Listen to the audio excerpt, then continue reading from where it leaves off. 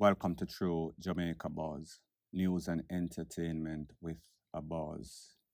This one is called These Pastors, These Preachers That Are Out Here, Working Off the Whole Congregation, mostly women, sometimes men, playing wolves in sheep clothing, not practicing what they are preaching. They are still on the rampage. In 2024, May or so, when controversial preacher slash scammer chopper Kevin Smith lost his life controversially, pretty much he was driving a vehicle with some police and him caused them to crash. About 12 of them lost their life, the rest were injured. He lost his life. After his death, there was a recruitment campaign by a specific individual known as Sniper Prophet, picture on the screen as I speak. He realized that there were a whole bunch of lost, vulnerable, gullible sheep. So therefore, he went on a recruitment campaign. It seems as if he got some success gathering those lost sheep. And he has a huge following, just like Kevin Smith once did when he was alive. But it seems as if he was doing the same thing like Kevin Smith, just to include walking off the congregation, breeding the congregation. And you know that whenever you mix up in a pasa, it is always going to get exposed sooner or later. Well, this one voice notice out are actually a video of a young lady describing her relationship being sexual with the dear pastor sniper prophet that is, and how him contaminate her whole, and she had to go to some sorts of obeah to seek some sorts of relief. I want you to take a listen, take a look at exactly what this lady has to say, and then I'll give my piece. This is Lynn. I'm talking about the behalf of Sniper Prophet, that is Jamar. Me and him were into a relationship, and Sniper having to say that Martin is manipulating me to say that, to tell lies on him, which is nothing like that. I have proof of everything from start to finish in my WhatsApp message with every conversation with me and him. Him talk, say him don't know me, and everything him talk, him tell pure lies, him don't know me from Adams nowhere. And me and him meet Grand Market night. That is the first time I meet. That is the first time him coming by my house. And I go for him and bring him. And we do have sex. And I don't know if you see the video that put up that ministry, put up on his page, it also on my page when me and him into my bed, and I was in my night we were going to sleep, my red nightie. And right now I can show you guys my red top that me and him were in the bed in. Hold on a second. Come, hold up the light, make the people them see it. This man, God have something to give you. This is a red top, guy. This is a piece, is a top and a shorts to go with it. My mama was telling me that don't let him come here, but I never follow my mother, and I didn't hear and let him come by my house. And him even did want to talk about him want other part of my daughter. Then further down, even the picture when I put up with me and him in the bed, him demands me, take it out, delete it out of my phone. And I decide I'm not going to delete the video. I'm not going to delete this. This is my proof if anything should happen. Him even talk, him want me and my daughter and him to live, and he would have sex with my daughter. Even the other night, him a torment me. I say, me have man, and him a go do me this, and him a go send blow upon me. And him a go send blow upon me, yeah, for me dead. That's what him tell me. And the reason why me go on Martin page, because the time me and him have sex the first time, me find my body start hurt me 2 weeks straight. I bear body pain. And when me go on the man live, and I tell the man, me never did want even tell the man say I want prophet man me have sex with. And when me tell the man, because me say it's not good to tell a lie because God see and know everything. So me tell the man, and the man started to say to me, say, tell me your name, just the first name. And me tell Martin my first name. And Martin said, don't go no further.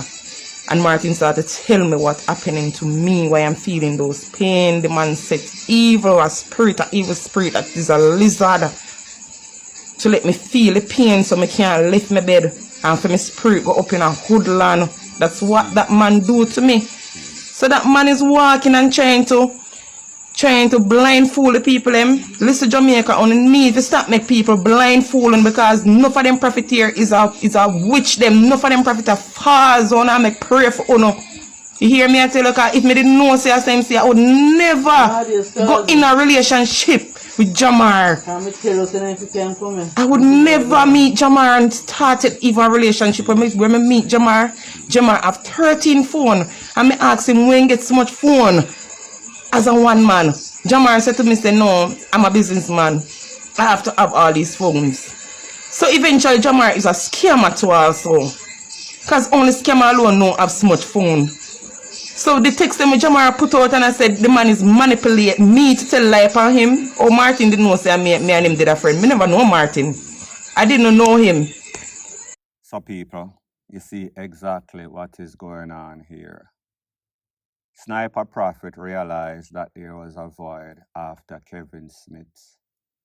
Whole bunch of vulnerable, gullible sheep running around lost, wayward. Him said to himself, then hold on a minute, if Kevin Smith can't trick them, me can trick them also. Whenever you catch a fool, you use them. But there's a thing that is called hell hath no wrath like a woman's scorn. That came back to haunt him because he decided to mess with the wrong lady.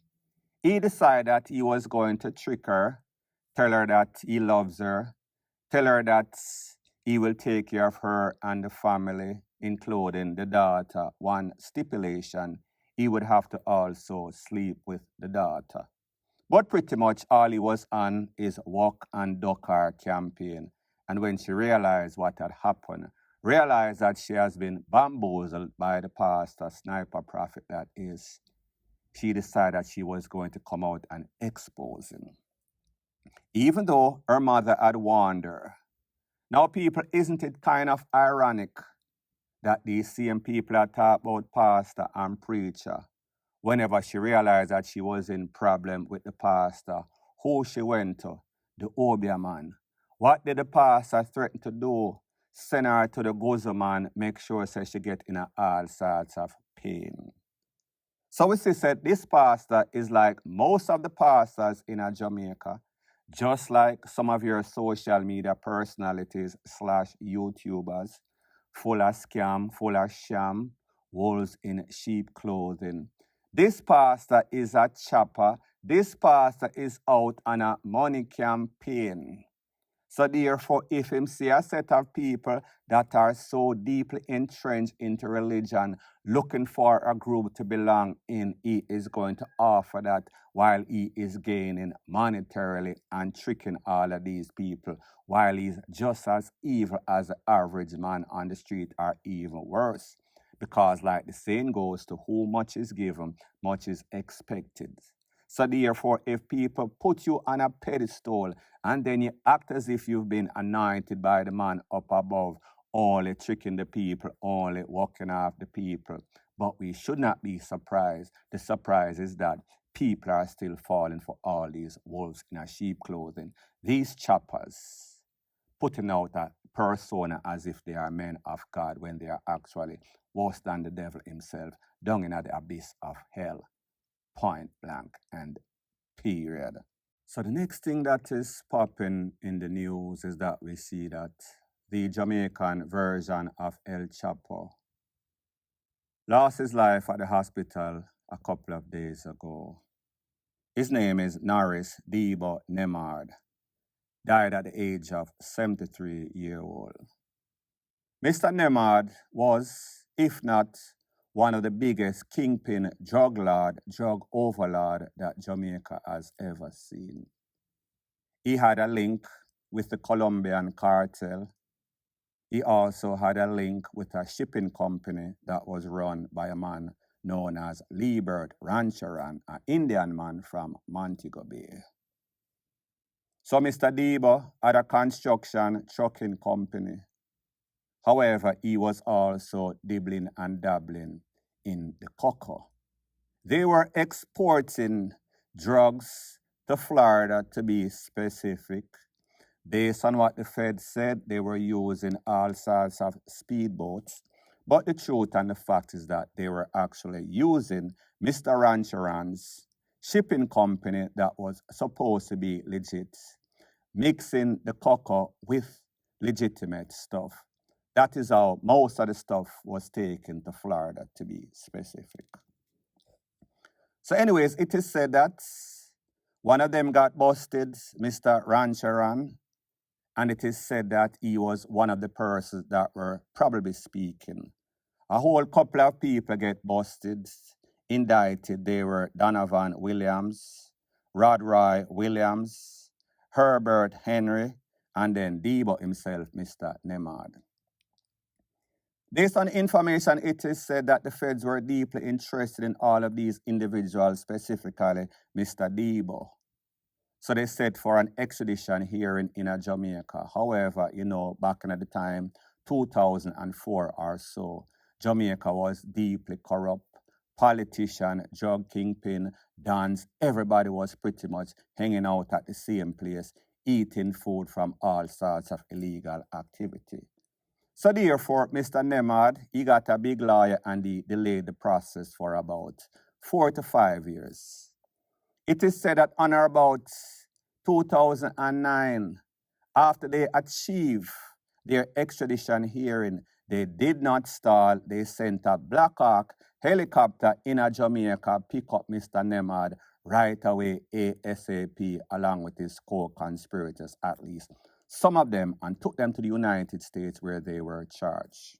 Now, when that Black Hawk helicopter landed in Jamaica and took them, whisked them away speedily, rapidly, it is said that Mr. Nenbhard's lawyer came to the place where he was at, realizing that he was gone. The feds them scoop him up and gone with him. They had a block on the extradition because in Jamaica, money talk and BS walks. However, they had already flown away, fly away, long time. It is said that they realized what was against them. They were busted at a warehouse in Montego Bay, I think, and the feds caught about 600 kilograms of cocoa. So therefore, that alone made them plea bargain along with other evidence that was gathered by the feds. Based on information that I am getting, it is said that the feds even sent a lady down here in Jamaica. She was in a relationship with Mr. Nenbhard. He did not know that she was the feds. As a matter of fact, it is even said that he breed her and they have a child together. Moral of this is that the feds will do anything. They will lay in bed with their suspect just to get a conviction, and because they know Jamaican men love women, especially money. Don't know if this federal agent, when she came down, she was just doing her job and she was caught by the charm and money that Mr. Nenbhard had. However, it is said that he breed her and she have a picnic theme. Here's the thing about Mr. Nenbhard. Based on facts, people that know him, that is where I'm getting this information from, people that are close to him. It is said that he bought a house in a Cardiff. When he bought that house, a big mansion, him licked down the mansion there and he built a bigger mansion to his specification. It is said because he had a construction and trucking companies, he had persons working day and night to build that house. It was built in about a month or so. So it only shows you the type of money that this man had. Some people, like me say, he did all he did, and when they extradited him, they seized in excess of 200 million US in assets that he claimed that he gained through legitimate means, but the feds were not having it. It was a part of the stipulation of the plea bargain. You give up the money, the hundreds of millions, to be specific, and you get a little bit of time. Such is the case in this case. So at the end of the day, he lived a hell of a life. At the end of the day, he pretty much only got a slap on the wrist. But at the end of the day, he is now DEAD at age 73. At age 54, he was extradited to the United States. And such is the case as it pertains to DEEBO, the words from the street, point blank and period. So the next thing that is popping in the news, it is called corruption in high and low places, this time in Trinidad and Tobago. Based on the information coming out of Trinidad and Tobago, it is said that the police commissioner, Erla Harewood-Christopher, has been arrested by her deputy and is being questioned by investigators at her office at the police administration building in Port-au-Prince, which is in Trinidad and Tobago, over the importation of guns for Strategic Services Agency. Now, people, pretty much she imported some sniper rifle, it is called, and I guess she did not follow the proper protocols, and it led her to being arrested by the police investigators there. I want you to take a look to a audio that is out explaining everything. Well, not everything, giving you further details.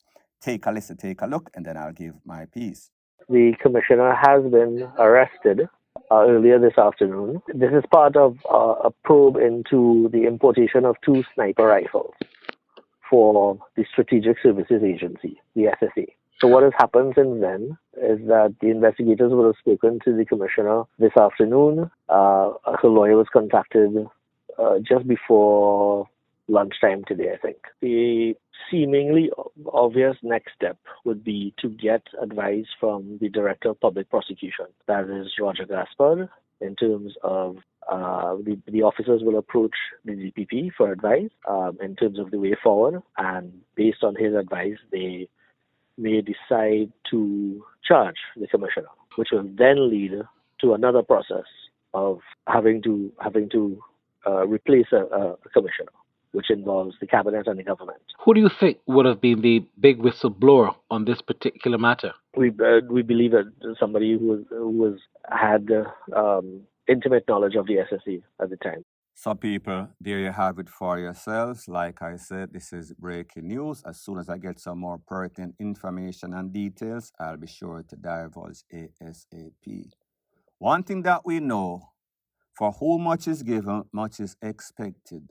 Therefore, whenever you hold any sorts of high position, high places, you need to conduct yourself following the protocols, the rules, and the law, especially when you are a rule and lawmaker in the country. Trinidad and Tobago is just like Jamaica, corrupt, a whole bunch of murders, nothing close to Jamaica. However, it is pretty bad. So whenever you have a police commissioner that is in high places conducting themselves, putting the country at risk, importing sniper rifles, it tells you that it is problematic. But like them say, there are always 2 to 3 sides to the story. The investigator side, the commissioner side, and the truths. Hopefully the truth will come to the forefront, point blank and period. So anyways, people, thanks once again for checking out my video. If you appreciate videos like these, please show your appreciation by liking, commenting, sharing, and subscribing to my channel. That is how YouTube promotes videos like these to like-minded, sensible persons like yourself. Bless up.